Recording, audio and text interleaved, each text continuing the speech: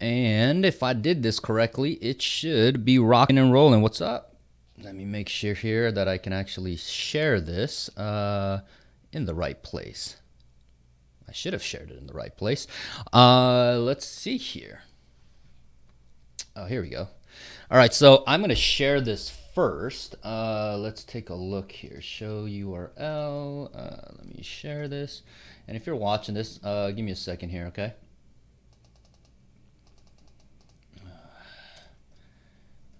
Friday Q&A. All right. So it's posted in the mastermind group. So what's going on? Jeff Koga here, and I posted this video, and we're going to be doing some live Q&A today, and I'm going to talk about something that I talked about briefly yesterday, which is remember, knowledge is knowing a tomato is not a fruit, and wisdom is not actually putting it into a fruit salad. So that's what I'm going to talk about, and then kind of do some Q&A, answer some questions in the physical mastermind group right now. So I'm going to switch over to the screen. If I did this correctly, boom, it should change the screen right now. Oh, there we go. And let me make sure that it's working. All right, so cool. So let's go ahead and get into some Q&A here, all right? In the group, we do have about almost close to about 15,000 people in this particular group right now. And hopefully, is the audio working? Let me see here. Is the audio working? Let me know if the audio is actually working or not. Oh, yep. Here we go. It's working. All right. So it's been a while since I streamed. So I'm going to go down the list, and I'm going to talk about some of the questions that I see in the group, and I'm going to answer some of the most common ones that I see and give some feedback on some of the people that's in here. So let's see here. This question goes to this guy, Chip Elkins here, right? I kind of was trying to answer his question, but he asked, has anybody used Market Leader for seller lead generation? I'm using them now, and it looks a little suspect, question mark, right? So he posted this on September 18th, and I came in and it says suspect as in how. Usually it's not the tool, but the person who uses it, and I put smiley face on there, okay? And he responded back and says, it's suspect because I personally spoke to some of the leads, and they said that they had no interest in ever selling, a great deal of wrong numbers, and every lead says they're just looking and not interested in selling. Have you ever used them? Question mark. In a lot of instances, it's the inadequate system, not the agent. Inadequate system, not the agent. That's what he says, okay? And and he goes on to say, I know how to prospect and close. These skills are irrelevant if if the lead doesn't have any interest in selling and it's just getting a value check. Right now, I responded back, and it says, hey, we can agree to disagree. I've always believed it's the person, not saying you, since I don't know you, because I don't know the guy Chip, right? And I go on to say, versus the tool. I have never personally used them, so I have no opinion other than the observation of marketing. And I guess my question is the hunter made because of who he is or the tool he uses? Is a hunter because they find a way? And I say, not trying to be a dick, but hey, you say you know how to prospect, so I'm simply asking the question. P.S. It's a mastermind group here, not a, hey, is this thingy I use any good group? So I'm giving a different perspective, right? So that was kind of my response to him, and he comes back to me and says, you are totally missing the point. One of the premises of a mastermind group is to educate and enlighten fellow realtors and probably real estate professionals and investors, because they're in here, on the system, prospecting, networking opportunities, etc., as well as trying to help when there is a need. How are you even in a position to answer my question intelligently if you have never used the vendor? LOL. Thanks for your perspective, but it's a bit much of a simple question. And I said, yeah, you're right. Dumb response on my part. I shouldn't have said anything. It was an unintelligent response, especially since I've never used them. And then one person comes in and basically says, hey, I used them and I canceled after 30 days. And he goes back and says, exactly. And he says, yeah, you know, I had to block my credit card so that way they won't charge me again. Okay, now, I wasn't going to make this, but I figured I'd do this on this particular Friday because it's so important to understand this, right? Because especially in the world of marketing, right? Because so many individuals are selling products and services, software or done for you marketing, right? In our community of the real estate world, okay? And for me, it's just... you don't understand the amount of questions I get asked from people and says, what is the best tool to do this? What is the best tool to do that? And really it's not the tool, okay? It is 100% never ever the tool. It's the hunter that makes the hunter, right? The tool does not make the hunter, okay? So just having this company, and I know who the company is, even though I say I have never used them. I know exactly who they are, all right? And I do not recommend majority of the individuals, okay, majority of the individuals to ever outsource the actual marketing to someone else, a third-party agency to handle their marketing for them, all right, unless you have a deep understanding of how to manage that particular company and or that service or client, okay? If you don't have that, I don't recommend it. And here's the reason why, especially this person is in Southern California and they're in probably one of the most competitive marketplaces, right? So a lot of the lead generation companies right now are currently pumping out, guess what? Find out what the home is worth, right? Home value checkup, or get on this list of the top, whatever list that you can get with the lead capture site. If they're using Facebook, they're going to be like, hey, use this lead ad form and stuff like that. Now, do they work?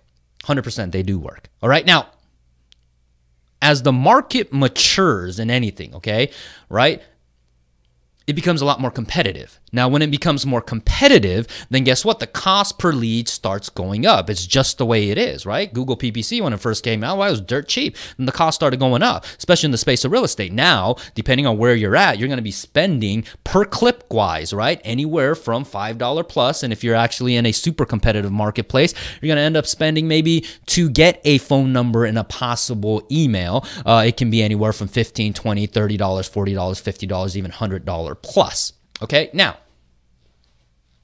the reason why I want to bring this up is because the question, in my opinion, is a wrong question. It is a wrong question to ask and says, hey, is this company suspicious, or is this company that's handling my Facebook marketing and running ads for me, are they bad? Okay, because remember, these companies that are selling you products and services and CRMs and these websites, right? Most likely they're going to promise you the world. Why? Is because they're in the business to sell you that thingamajiggy. Okay, and if they do that, will it work, right? The question is not will it work, but how can I make it work in my marketplace? And a lot of it, if you understand selling, you understand prospecting, then it's always about the approach, right? And the indoctrination sequence, and how are you actually, coming up with a copy. Right? How are you actually setting the whole campaign up, right? How are you approaching it? Who are you targeting, right? Those are all different variables that come into place. And a lot of times people focus way too much on, again, that company, and you have conversations like this, like, hey, this person, did it work for you? And then if someone says yes, they might do it, but they'll be like, oh, wow, it didn't work for me. Okay? And I challenge individuals to learn this side, especially if you're going to be in the business over a decade. All right. If you're going to retire in the next 5 years, with all means, you don't need to learn anything about this online marketing stuff, right? Like, do you really need to know? No, just work on your sphere of influence, get your business, whatever you need to do, and then call it a day, right? And retire and then boom, boom, boom, be done with it. Okay. But if you're planning to be in business, over a decade, you're not going to retire in the next 5 to 10 years. You have to learn this. Right? You have to learn this. And not only just simply know the knowledge, like I'm saying, right? Like knowledge is what? Knowing that what? A fruit, a tomato is a fruit, but really you have to gain wisdom behind it so that way you don't do the wrong thing. So a lot of times as this technology evolves, people try out this thing, company and stuff, and it just simply doesn't work, right? Same thing with like Facebook marketing, right? I was huge like 4 or 5 years ago when it first came out. They went IPO, and I was just like, look, they're going to bring on a tons of advertiser, cost is going to come down probably, and as well as they're going to come out with so many new tools because now they took on investors' money, right? So I was pounding everyone to be like, hey, if you're in the real estate space, start getting on this, start getting on this, start getting on this, right? And then for the folks that have listened, right, absolutely build a database, ginormous database, and doing really well. And the people were like, you know what? This stuff don't work. They didn't do it, okay? Now, let's fast forward time now to some couple other stuff, right? Like Instagram. Okay. As Instagram was developing, right, before they got bought out by Facebook, right, I was the same thing. I was just like, man, like, this seems like it's going to be a pretty good platform. There's tons of users. So I was just like, hey, you know what? Go start building up your database over there, because I think they're going to be sticking around. And when especially they got bought out, right, I said, okay, let's go and start building our follower list, because I guarantee you Facebook is going to allow you to run ads or advertisement in front of your followers, right? Now, until just recently, okay, the new change happened, and now, based on all the followers that you have, you can run an ad right in front of them. All right, so for the folks that have been following my training for a long time, we started using a lot of bots and stuff like that, right? One of the most popular ones was Instagress.com that we started using, which is a robot that literally like follows and unfollows people on Instagram. And if you used a targeted, geolocation target, right, like in your local farm area, and you followed people in your local farm area, now those followers, you can run an ad in front of them. Okay, if you did it with more of a keyword type of centric stuff, you're gonna have what? You can run followers in front of them, right? But then the issue with like right now is like I see like whatchamacallit, social media managers and stuff like that are trying to run Instagram accounts for people in the real estate space. And you know, the funniest thing I see, right, over and over, is that they're using a software, a robot, to get like likes and followers and stuff like that, which is cool and all. But the challenge and issue that you're going to have is that they're following people in the real estate space. Really? Right? So even if you get followers, there are other real estate agents, and what are you going to do? Run ads in front of them and hope that you're going to get business out of them? The chances are slim to none, probably. Right? Unless you're like a lender or something like that, right? Or your credit repair agency or something like that, but like you tie into actually working with real estate agent, with all means, yeah, you can do that, right? So again, it's not simply just knowing for the fact of knowing. You have to, develop wisdom. And the only way you get wisdom is what? You have to really like screw up. Right? That's the fastest way to learn anything, right? You screw something up, you lose some money on it. That's the fastest way to learn, right? So that's kind of my insight on that. So again, I don't care what you use, right? You can go to, Conversion, you can go to Boomtown, you can go to whatever service or company, you can go out there and you can be like, hey, is this going to change and transform my business? No, it doesn't. The hunter is made not by the tool, but the hunter is a hunter because of the mentality that they have, period. All right. So again, I was trying to see if someone else is going to chime in. No one else chimed in on this. So next one, really, really good one right here. This guy, Johnny Grant. Johnny Grant was really, really clever on the way he did this. So he created this video. And again, if you're watching this on Instagram, go to the link in my profile and you can go watch the videos that he created a music video based on kind of like In Sync. Okay, so I'm guessing it's all his team members. Currently right now has 27,000 views, and he posted in the group and he says, what's up, y'all? I just made a huge mistake on a parody video I just released this morning. I didn't notice it until I posted it. It's 2 minutes and 15 seconds into the video. Instead of taking the post down and editing the video, I'm just gonna play off of it and see what happens. Great copy, first off, right? Like, you got so much open loop in that, just that little 2 paragraphs, right? He said, I made a big mistake. Like, what you mean you made a mistake, right? Like, now you have an open loop. You're just like, what kind of mistake? Because people like what? To point out other people's mistakes all the time, right? Like, that's why, the CNN is so popular, right? The Crisis News Network, okay? And he's saying that, and then he even gives the time on where he made the mistake. So now if people watch it, they're going to watch it at least to like the 2 minute. And then he says, instead of taking the post down and editing the video, I'm just going to play off and see what happens. Right? I don't know if he did that purposely or if that copywriting stuff is really natural to him. But if it is, if it's natural, great. If he did it purposefully, great too, okay? And when he posted this on September 16th, says, what do you think? And it says, should I delete this video or repost it? Don't want to lose 3,000 views. It's received in the first hour. Otherwise, I think it's semi-funny if you need a laugh. LOL. And then his thumbnail that he used is him on his picture, like he's like opening up, right? And it says stop paying, right? Which was super cool. Little pattern interrupt right there. Now, couple things, all right, that I, as a marketer, as I look at this, right, again, copy, he's purposefully posting this. He's posting in a location to get more views, okay? Now, the other thing is this, is that he posted this as a share from his Facebook page. right? The Johnny Grant, okay? And then he uses a tag and it says this NSYNC real estate parody music video could be our best one yet or our worst. And it says, don't worry about what happens at the 2:15 mark. I did that on purpose. Again, he did it on purpose, right? Pattern interrupt. And it says more terrible singing and a little bit of awkward dancing. Thanks for always sharing these. Y'all are awesome. Shout outs too. And he tagged the people who were part of the video. Click here for more info and pics and pricing and put a tinyurl.com. Now, again, textbook, right? You have a link tracker in there. Are you kidding me? That's awesome. You get what I'm trying to say? So you know how many people. So I would love to know, Johnny, how many physical, clicks that did you get to this, okay? And how this converted into business. So people go on here and they're leaving remarks on here, right? And predominantly it's real estate professional, real estate agents, real estate people in here, right? And he's going on, right? And it says, this is hilarious. And then I respond back. It says, don't get caught up on the vanity numbers like view. If you simply want to social engineer views for the sake of having real buyers and sellers in your marketplace notice, because you have a few thousand views, we all do this. We tend to watch and pay attention to videos with more views. Then put a paid ad to the videos in the countries outside of the United States, and you can get what they call, I call this the 000 views, right? So it's the 0.003 cents views, right? So if you purposely, for sake of social engineering tons of views, so because you want views, then you retarget your video ad outside of United States, right? Because it's dirt cheap, typically in a place called click farm areas, right? To get a bunch of views up. And then from there, after you get views up and you have social proof, then you readjust the targeting back into your local marketplace on where you want to get business, right? Why? Is because people like to watch stuff when it actually has views. It's just the way it is. Nobody wants to watch a video that only has 200 views, right?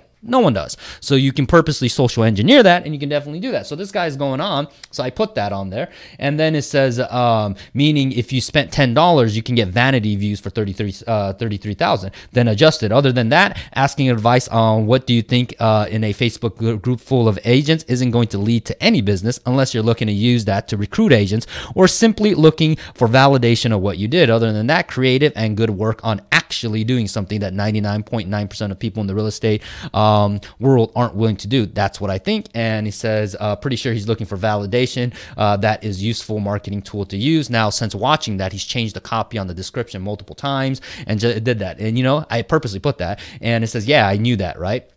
I like to push people to think differently. If he wants validation and a real feedback, I'll tell people to be strategic and have a friend who isn't tied to the business to post it in and be like, hey, I saw an agent create this. Do you think it will get more business or something like that, right? So what that really means is, what am I telling them, right? So it's if you post your own content in a group that you don't control, right? It looks like you're pounding your chest, right? It's just like, oh yeah, what do you think, right? Like, it's like your friend that always constantly says, well, this is what I did today. This is how much I make, right? Constantly saying, right? Versus like a friend, someone else says it and then someone else posts that video and says, hey, do you think people will actually get business from this, right? Then you might get a better dialogue in a conversation and some higher level thinking on people saying, oh yeah, maybe not, maybe you should do this, maybe you should do that, right? And then he comes back and says, hey, Jeff, and he immediately responded back too, which was super cool. Why? Is because I know that he's doing a lot of this on purposefully, and I've checked out some of his stuff, and the guy seems like he's really sharp, knows what the heck he's doing in the social world.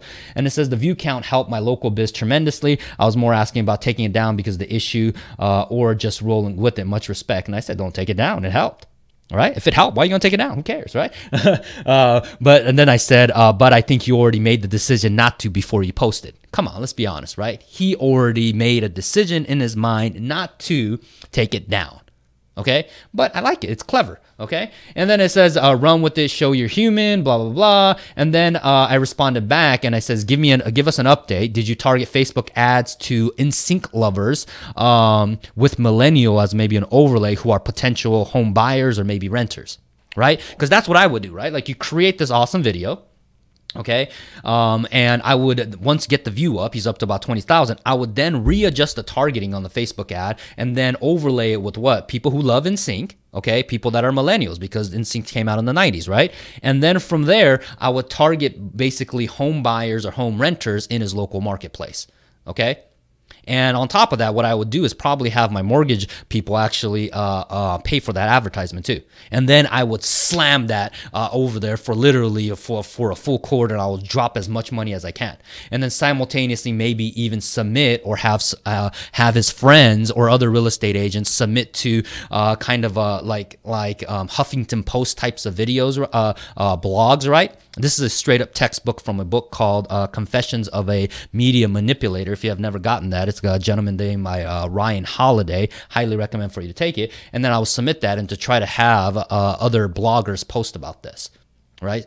And if you do that, boom, your view count will go up, and most likely you're going to get business out of it, right? So I don't know exactly what he did, but bottom line is pay attention to the nuances of what real marketers are doing. So again, he did this purposefully, ladies and gentlemen, okay? I can see it. Or he was, if he didn't do it purposefully, he's just naturally gifted, okay? There are some other individuals out there like that. So super cool. Let me see. There's another one that I saw.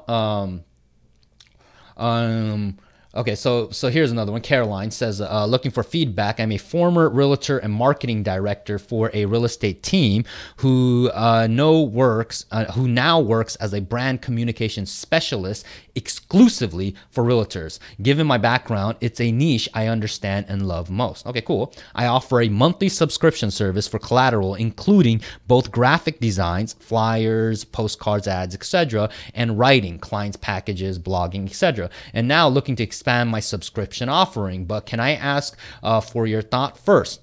If you could prioritize the one piece of marketing collateral that is most wanted or needed for your business on a monthly subscription business, what would that be? Second, if you could subscribe to a service that would provide you with either one, a weekly or bi-weekly e-newsletter that you could email to your sphere, or two, a monthly custom ebook on a unique community or a real estate topic that you could use to convert prospect into ads or giveaway, etc. What would you be interested? Why/why not? Please PM me or comment below. Any feedback appreciated. So I read that. I'm just like, dude, the guy's trying to use the group to generate business for his own business. Is that wrong? No, hey, I can't knock the hustle. And because prior to this, right, I didn't allow other people to actually post on here. So why is because we got tons of people just trying to post like their listings, or they're trying to post like some stuff that has absolutely nothing to do to have a higher conversation and a deep conversation about marketing. So I didn't. But then I said, you know what, this month, let me just unblock that and let me see what kind of stuff that people respond to and what kind of comments. So I open it up and people are commenting, right? It says, I may have interest in some content writing. If your fees are reasonable enough, you can call me at, puts their phone number. Okay, and here's my response that I gave to this particular person. I said, challenge is tons of people are trying to do the done for you. Let me make some content on your behalf business model. As social/internet marketing is maturing now, issue is going to be unique selling proposition, and it's a push-pull issue. More you sell the product, it dilutes the effectiveness because the message will become saturated. If you do custom, then the copy is king, but most plug-and-play stuff has general information and copy sucks. I don't think it's collateral that's important. The question should be, what real value can you give the seller or buyer without the same old song and dance? Asking a real estate pro what collateral is important to them reminds me of a Henry Ford who said, if you ask someone before Model T came out, what is the number one important factor of transportation, everyone would have said a faster horse. All right? That's huge, okay? How many times do we turn around and ask ourselves to try to be different from the marketplace, and then we ask our clients, what do you think that will make us different? They'll say, hey, more of that. Right? So again, if you're in the real estate community, right, and you ask a seller or buyer, what do you think I can do to stick out, to create my unique selling proposition? They're going to say more of that. They're going to be like, hey, you know what? You're going to communicate better with me, right? So any single time I call you or contact you, I can get updates on what's happening with the transaction. It'll be a much smoother transaction, right? And on top of that, hey, you know what? I hate to pay you that much money, right? Okay, and usually that's it, right? So again, that's the point I was trying to make, but yet crickets, no response. All right, and again, like nothing wrong with it, like I'm all for people coming out and creating content and stuff like that. But this is the number one issue where again, going back to what products and services I started off with, right? Guy asking says, hey, is this product or service good, right?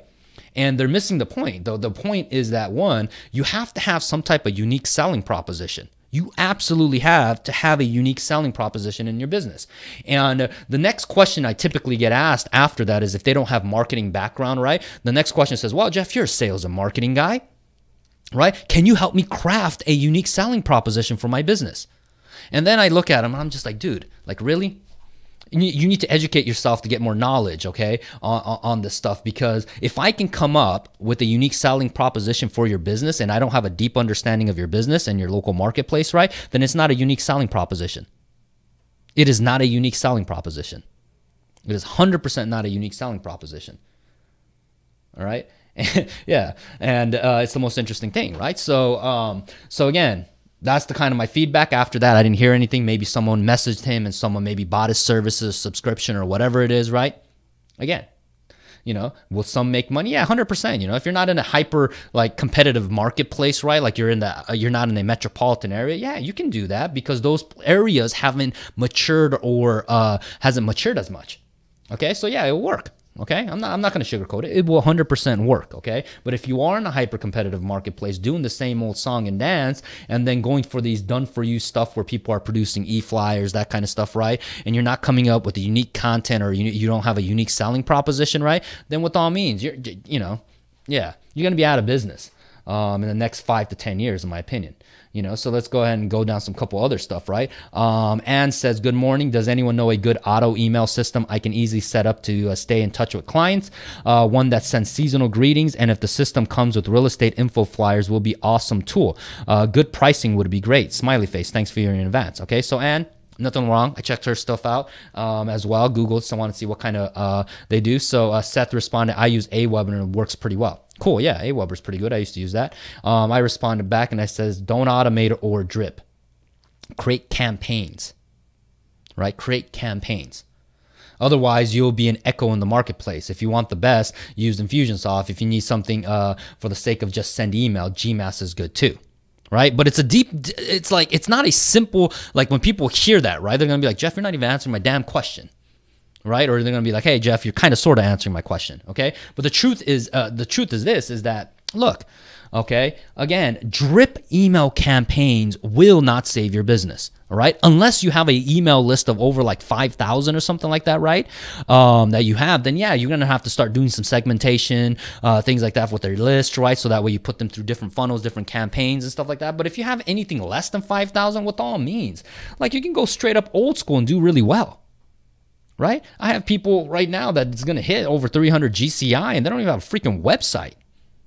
Right? They only use a Zillow website. Right? Okay, so it is not the tool or the thingamajiggy that's going to actually make a business owner successful, right? It's not. The hunter is a hunter because of the real estate between the left and right ear, right? So that was kind of my response. Let me see here. What other questions is there? And if you have any questions, type your questions in. I'll do a Q&A on this, right? Oh, and here's one. This guy right here is super cool. Adam, right? He's creating the content right here. And he, again, did the same strategy, right? He is a lender and he posted this video in the group. Right? Super cool. And this is this week's quick tip for agents. And he starts opening line about football. Okay, he starts talking about football. All right. And I basically told him great jump cuts and pattern interrupts because that's what he's doing, right? So he's doing pattern interrupts in the video, splicing in like funny stuff, right, to get people to watch. So I was like, great, So I don't know what he's doing in the back end behind it if he's putting advertisement dollar, but definitely what I would personally do is since he's in Colorado and he's a lender, maybe he's trying to do that, trying to get business from real estate agents or he's trying to get it from consumers directly. If he's going to get it from consumers directly, I'll definitely run an ad on this with people who love football. Right? And maybe even the players, like the thumbnail that he has is the Patriots, right? Might be an issue if he's in Colorado and he's actually has a Patriot on there, right? Brett, a Patriots, a quarterback, Tom Brady on there.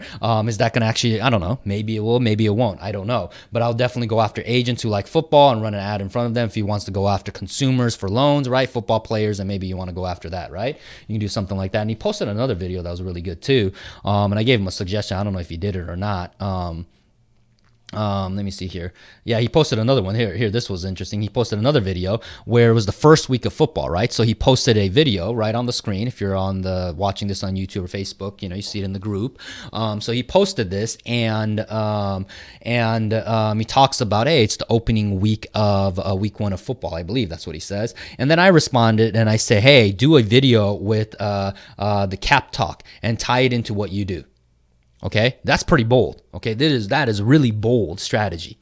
Okay, meaning that you're going to tie into a very, very sensitive topic as Kaepernick, right? Kneeling, right? What's going on in the football, right? That's what I would have done if we want to actually get some more movement, right? Strategically post that, right? And to have an actual open conversation about that, right? And then I would even run a Facebook ad to those people who support him and don't with an overlay it with the targeting for home buyers. By the way, and I also said thumbnail with half-naked guys usually don't get more clicks versus half-naked girls, LOL. Yeah, because he has basically a thumbnail of a muscular guy's back and stuff like that, right, on there. So versus maybe if you have chicks, it'll get a lot more clicks. Definitely, he may not be able to actually run ads on this because there's a guy's butt that's showing kind of in the background, right? So those are things to really, really consider. But overall, the fact that he's doing it, I think he's going to do really, really well if he continues to do it. That's number one. And here is Dustin, who posted this. Dustin, he says property cousin HQ remodel. So he created a video and again did the same strategy, right? Took the what? A video he posted on his Facebook page and then reposted into a mastermind group, right? And so that way he can get views. Hold on here. And he says, what do you think of my branding video idea? I think it's pretty cool. I honestly do. I think it's really good. Right? The question is, where are you running the advertisement? I think that's going to be the number one question, right? Like, where are you running the advertisement behind this? Because to get an organic views from sellers and buyers, I don't know. Let me take a look here how much business he's done. I don't know if this is true or not. It says 7 sales in the last 12 months. I don't know what price points he's doing it at. Yeah, so he's doing it like 515, 465, 360, 715, 540. He has a $2.2 million that he did in March, so that was probably a good little payday that he got, $500,000. Yeah, so it's pretty cool. Yeah, so he's making decent money. Let's see here, 2016, he did a lot more production in 2016. Seems like. Yeah, so they're their cousins. They're doing kind of something that's unique. I've been watching what they got going on, so they got a lot of good things going. I think but I think laser focused and getting focused and really, really applying some of the stuff that they know and growing it I think is going to be a key, right? Because video, like when I started doing video, right, it was in 2008, right? So production quality didn't really have to be that good for it to actually get people to watch it. Right, but as time has evolved and it's gone up, right, more content is being distributed, especially in the real estate space, right? So when that happens, you become commoditized instantly, right? The more of something you have, you become a commodity, and then the value starts coming down. So when that starts happening, then you have to make a decision sooner or later, so you do not become an echo in the marketplace.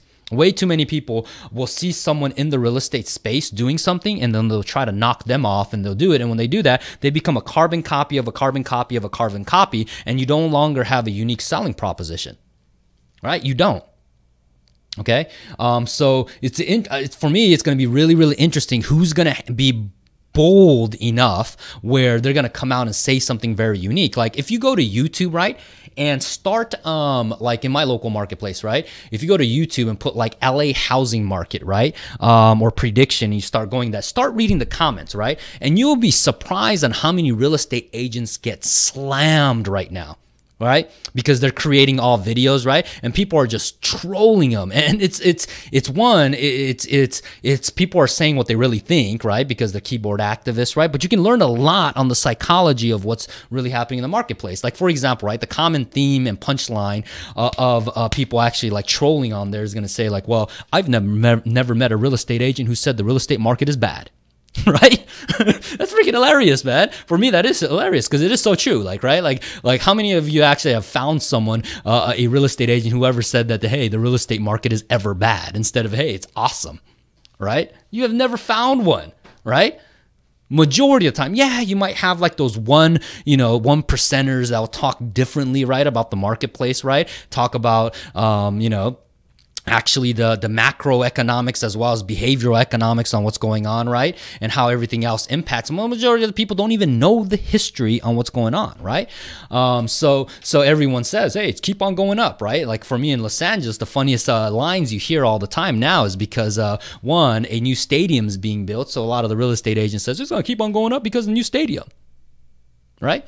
What another one do I hear a lot? Oh, yeah, no, the Olympics is coming in 2028, so it will keep on going up in value. Right? And so if you listen to that and you see the comments in Facebook, I'm sorry, not Facebook, but YouTube of people talking about real estate and what's going to happen, right? Yeah, you hear that common theme. Hey, I've never found a real estate agent who ever said the real estate market was bad. So if I would want to dominate and come out and say something like that, I would create content and maybe be Chicken Little. Right? Now, who would that work? If you be Chicken Little, who's that going to work for? Right? You're probably going to have a lot of older people that may want to sell off. Right? Because that's kind of our punchline that we use here, right? We just straight out say, hey, you know what? Did you know we're contacting you, letting you know that, hey, you know what? Home prices have reached 2007 peak levels. Right? And when you say that line, you instantly find out, where are they at? Are they bullish? Are they bearish? Or do they don't give up? You know what? Right? And even with what 2007 levels being hit, right? What people don't look at is because they'll be like, oh my gosh, it's a crash, right? But what people, like the deeper side you have to understand is that, look, it's not inflation adjusted majority of the time that people look at these reports. So if inflation and the CPI index is going from what? Like, let's just say 2 to 3%, right? But for easy math, that's 3%. Then it's been 10 years, right? So that means on simple interest without compound, typically you have to compound based on inflation. But if you use simple interest of 3% on 10 years, it's a 30% delta difference. So if 2007 level prices were 500,000, right? You have to adjust the inflation adjustment by at least 30%. So if you do that, guess what? It's 150,000. So you haven't technically hit 2007 levels until you do what? That 500,000 is up to 650. All right? Now, who talks like that? Guarantee you 99.9% of real estate agents don't. Okay? So that's what I got. Hold on. I'll open this up to Q&A depending on what we got going on. Let me go at Q&A here. Oh, here we go. Let me answer this one. Boom. Okay, here we go. We got a good guy right here that responded back to this. I want to give this to Robert right here. Robert, he responded back and says, hey gang, newbie, need help with the experienced Facebook ad local leads generator. I just put a test ad for a local realtor to sell a co-op apartment. Nice shot of outside of the building with the headline, attention, he put his city, why rent when you can own, and a description of the property. Call to action button, learn more, did some targeting, opt for conversion, right? Leads, and the budget over 7 days was $30, so it's very low, right? The reach was 374 with 28 conversion at 25 cents per. So far, I'm happy but baffled. For the first time, I installed a pixel on the landing page with leads as a conversion event. You put on the landing page. So yeah, that's what it's you're supposed to put on the thank you page. It is a simple landing page with the opt-in form of the photo in the background. The page reads, get immediate access to the video tutorial, MLS data sheet, and floor plan. Enter your name and best email. The button says view the virtual tour. All very simple, but button sends you to a thank you page with the video and other links and typical thank you verbiage. Just seeking to get the name and email to start the conversation. Sorry for the long wind, LOL. My problem is the ad page says I have 28 conversions, sending them to a squeeze page, while my pixel page says that I have 105 page views and 75 leads. On the detail page, they list the leads separately and give the time, device, but no lead info. The timestamp makes me wonder if some of those are duplicated, but even so, there are quite a few. The landing page sends the name and email. I've only gotten one lead for all of those 105 events. The 75 leads by definition says to fill out the form. So I'm baffled, and he learned blah, blah, blah. So bottom line, just I reread it again. I got it this time. He has his pixel on his wrong side. He has it on the actual landing page versus thank you page. So bottom line is what? He got for $30, he got one actual lead, right? And a lead is a way to contact someone, either the name or phone number and or email, right? That's a lead in my definition. All right, so then I say, hey, pixel conversion, what lead can be different? Also, no tracking is 100% accurate. So when I responded, I should have probably read it a little bit more. So bottom line is for Robert, you have the pixel tracking on the landing page. You want to put it on the thank you page, right? So if someone like literally comes through the door of your office, right, you want to track the people who come through the door of your office versus people who are walking on the street. Okay, so the idea of this ad that you're running, think of it like you're giving out flyers for $30, right? You're giving out flyers on a busy street, and then people are like taking the flyers. Some are like crumpling up, tossing them away. Some are looking at it, dropping it. Some don't even look at it. They just fold it up in their bag. They forget about it, right? And based on the people who look at the flyer, only one person went into your office, and that's how you got a contact, right? So again, you gave out, I don't know, how many impressions did you get? Let's see here. I think he put, hold on, let me refresh this. I think he put, let me see what the stats on this, and I can give him better insight on this. And again, if you have any questions, let me know as well. And I will simply, let's see here. Where are you at, Robert? Where are you at? Where's that post at? Where's that post at? Did he not? Okay, so, all right. So let me see here. All right, so he had 391 reaches that he did. So again, that's the equivalent to giving out 391 flyers, okay? Information phase doesn't agree with itself. The ad manager reposts 3930, but does that mean 30 clicks to learn more? Pretty much, yeah, that's what you got, 30 clicks to learn more. It's not form submission. If they submitted the form, then you would have captured it, right? Hopefully. Then a pixel page shows 105 squeeze page views and 75 leads submitted with the form. Yeah, so you have your lead tracking on the wrong place. You got to put it on the thank you page. And then probably you might be tracking yourself. Let me see here. Boom, you posted another one. Home for sale. Home. Yep. Yeah, you have it on the home page. That's the bottom line. Yeah, you have it on the home page. Yeah, so someone goes to homes for sale in your city.info and they're landing and they're categorizing that as a lead. No, that's not a lead. It's someone, again, as you gave it to them and they, you try to give a flyer out and they picked it up and that was about it. Then they didn't do anything with it, right? So, yeah. Let me see here. Has only gotten one lead and it's been checked several times, baffling. Yeah, so you only got one lead. So let's check out his, let's physically check out his landing page. Homes for sale in yak.info. Uh-oh, what's going on here?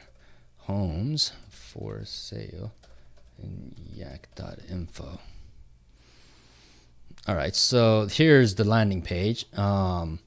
Depending on what it is, that little shadow behind it is really harsh for the eyes. Really harsh for the eyes. That blue button too is really harsh for the eyes. So mobile web, hold on, let me see here. Let's see how mobile optimized it is. Definitely the opt-in button is below the fold. I have a high resolution, so because of that, it shows up, but most people don't have that. And if you're in a older neighborhood, right, where people are late Gen X's or baby boomer, the resolution on their computer is typically going to be like 1200 or more. Smaller, meaning that their computer screen has big fonts and stuff like that. Right? Why? Is because they want bigger fonts, right? So they can see better. So when you do that kind of stuff, you have to be aware of that and who you're targeting. Otherwise, it's not going to work as well. So let me go and check. Let's see if it's mobile optimized or not. That's a huge one. So here's the example, right? So here's ScreenFly. Okay, so this is what I use, right? So again, this is 1024 by 600. That's what most individuals have. So again, your button, you just have to scroll down to physically be able to get here, right? That's a no-no. You want to have it above the fold. Now, the idea of above the fold comes from the newspaper. Here's what I mean. Okay, above the fold. So advertisement, okay, is if you have an advertisement in a newspaper, right? Okay, you want the call to action be above the fold, meaning you don't want people to flip this over to actually see, right? So like, for example, even the newspaper, right? This is an advertisement, right? This is going to be cheaper than if you had the advertisement here. Okay, is because it's all based on effectiveness. So it's the same concept here, ladies and gentlemen. So again, in this case, someone has to flip it over, and you have to do that. So you want your opt-in page on literally like right here on the first page. Okay, yeah, because as I said, if you're going after an older community, it's going to be bigger. Now let's go ahead and check this out, and let's see this on mobile, right? Again, if they're in the younger, more of a millennial type or younger generation, they may have an updated iPhone more. So if they have that 6 or 7, look at this, right? You go ahead, this is even worse, right? Get immediate access, right? And you have to scroll all the way down, right? This is, right? It's not fitting correctly. Some people might actually have an iPhone 3 still, right, in that area. If they're older people and they haven't updated, right, they might have that. They may actually have an iPhone 5, right? And look at this, right? So again, they have this. You have to scroll down. Look at this one. If you do that, it says see the vert what, right? You can't actually see it. So it's, again, it's shrink down, and you can't. And it's like, you know, having a newspaper again, and you have an advertisement here of like, here's Oracle, right? And literally like it's like this, right? Like you're not going to get responses, right? You're just not. It's really hard, right? Okay, so and especially if you're like a newspaper and you have a place, right? Look at the headlines on this, right? Do you want it folded like this and simply like put on this, right? And you think you're going to sell more newspaper? Probably not, versus having a headline like this, right? So again, things like this are really important to pay attention to. It's all in the details. Tablet, let's just take it out. Maybe someone's taking a look on a Apple iPad, all right? A little bit better. Okay, but based on what he sent over to me, I think I saw, let me see here. Yeah, look at this, desktop, Android phone, iPhone, right? So probably one of the many reasons why it probably did not work. But bottom line is just know, how many leads did you get? Let's keep it real simple. How many leads did you get? And then how much did you pay for it? Right? So again, in your case, if you got one, you spent $30 and you got one lead, right? So that's what I got. I will open up to Q&A. If there are some more questions, I'll definitely do some Q&A here. So if you have some questions, let me know as well. If there isn't, hopefully you got value out of it. If you like this, let me know.